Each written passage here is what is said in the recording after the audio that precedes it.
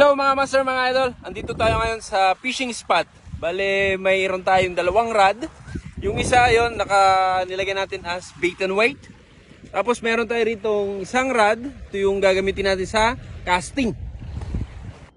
Mga idol, mag-bait and weight tayo.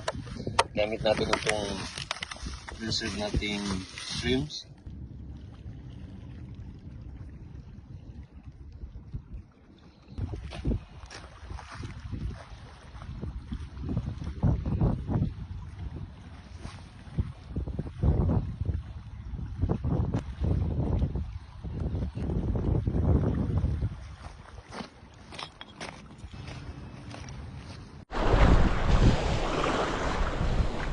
Kung magkakas na tayo mga idol,